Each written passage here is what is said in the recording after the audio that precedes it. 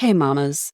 Let's cut straight to the core here today and dive into some triggering divorce topics, starting with your kids, money, and the myth of equitable division of the two. I'm specifically talking about shared custody and child support and the dance that often ensues. This may sound a bit harsh, but I'm always going to be a straight shooter with you. Divorce isn't about equality, fairness, or even justice. I warned you this might feel a little harsh, especially for those who've never had the pleasure of being caught up in the court system. No one needs to tell you that divorce is laden with lots of big emotions and expectations of how things should go, but rarely do. That's specifically why I want to talk to you about it. I don't want you to set yourself up for more angst and unnecessary suffering. Here's the truth. Beyond the haggling, manipulating, and mudslinging is your freedom and your new life chapter. And there's so much life that transpires between filing for divorce and the final signatures on the dotted line. Don't relinquish your well-being and that of your kids in the meantime. Your precious life and theirs is so much more valuable than that. But therein lies a potential custody trap for the wrong reasons, endless fighting and runaway legal bills. So let's avoid that with some counterbalances and care for yourself so that you get to the finish line in the condition you desire. That's what I want to talk to you about today. I'm calling this conversation the myth of 50-50. Hi there, mamas. Welcome to the Intuitive Divorce Podcast. I'm Kristen Noel, certified divorce coach and creator of the Best Self Intuitive Divorce, a game-changing program that transforms the experience and outcomes of divorce, one mother at a time. I call it Divorcing Differently. I'm here each week bringing you a quick message to support, inspire, and empower you to achieve the outcomes you want for yourself and your kids. So let's dive into today's episode. There's just something about 50-50 that implies fair and equitable. But divorce rarely feels either of those things, especially when it comes to money and, most importantly, kids. And speaking of kids, let me digress for a moment. As I always say, when something is off with your kids, it feels like something is off with the world, divorce or no divorce. Our kids are an extension of our hearts. And if you're a mama navigating divorce and following the intuitive divorce, I know this speaks to you because your kids are at the top of your priority list. When do I tell them about the divorce? What do I say? How am I going to get them through this and their own big feelings? How do I keep them out of the conflict? How do I model healthy behavior for them? How do I support them to be able to love both parents? How do I make sure they're okay? You want to know the best way to make sure that your kids are okay? Make sure that you are okay.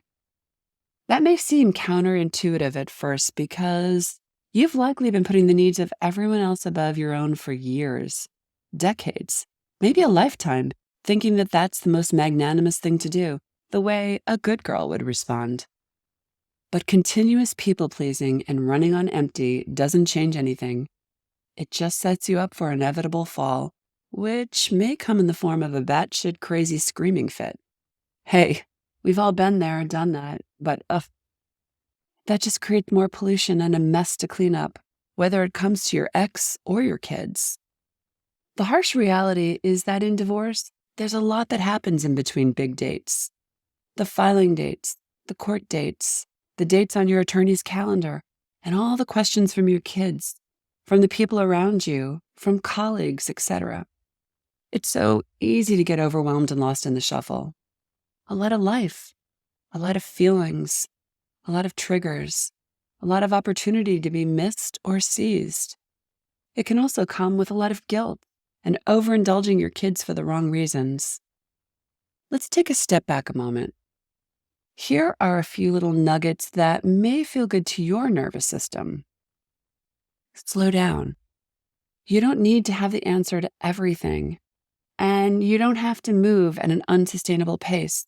And by the way, when things feel like they're speeding up too quickly or veering off course or you are unraveling, put on the brakes. Trust your timing. Be present. The greatest gift you can give yourself and your kids right now is to not put every aspect of life on hold. Yes, life has changed. Yes, you're changing and everything may feel uncertain, but you can still grab hold of your precious present moments that matter most. Take a walk together, play a board game, cook a meal, take a drive, dance to some silly music in the kitchen, catch fireflies, stare at the stars at night, read books side by side, etc. Whatever it is, live life. Connect. If we stand still for a moment and breathe, we can connect to ourselves, hear the whisperings from within, understand where we need support, and most importantly, do something about it. This is why most people stay in constant motion. It provides the familiarity of distraction, but it is in the calm that we also connect to our true solutions and with our children. Connecting to yourself is checking in. What do you need in this moment, Mama? When was the last time you asked yourself that? The divorce process has you running in circles with your head spinning. You need quick go-to counterbalances to recalibrate and to deal with all that is before you. It's so easy to get triggered in divorce by your ex, by your ex's lawyer, by the system, by feeling judged, by your own fears, and maybe even your own kids acting out. Hey, they've got big feelings about all that is transpiring in the house, no matter their age. Even if nothing is concrete yet, they can feel it. And if they don't ask you directly, or you don't have conversations about it, they will assign their own meaning to it. Now, that doesn't mean you have to share everything. In fact, I actually think less is more until it's real and sorted out. But there's a big distinction between saying something and saying nothing. And then there's also the co-parenting conundrum. By the time most people are in the divorce process, they've separated or it's imminent and are working out the details. And at the top of that list is the division of assets and the tug of war for the kids. So back to the 50-50 myth. I'm not trying to sound cynical or sexist, but the majority of men who suddenly declare that they want 50-50 custody do so because they don't want to have to pay child support. Harsh, I know, but true. Now hear me out. This certainly doesn't apply to all fathers. There are many dedicated dads out there, but there are equally as many who are not. And they have savvy attorneys who regularly try to employ this strategy. I see it every day.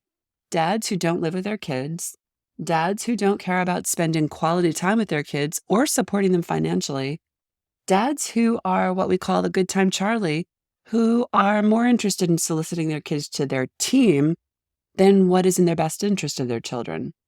But suddenly, these dads are focused on 50-50 custody for one reason: money.